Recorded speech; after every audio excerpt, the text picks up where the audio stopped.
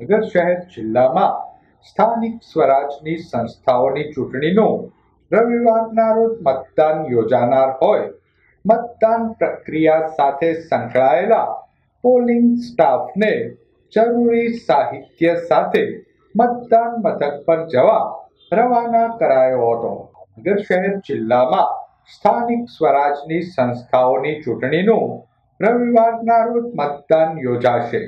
તંત્ર દ્વારા મતદાન પ્રક્રિયા સાથે સંકળાયેલા પોલિંગ સ્ટાફને જરૂરી સાહિત્ય સાથે મતદાન મથકો પર જવા આજરોજ રવાના કરાયો હતો.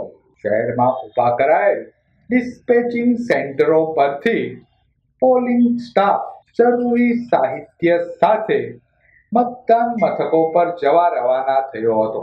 મતદાન પ્રક્રિયા શાંતિપૂર્ણ માહોલમાં યોજાય તે માટે પોલીસ તંત્ર દ્વારા ચુસ્ત બંદોબસ્ત ગોઠવવામાં આવ્યો છે.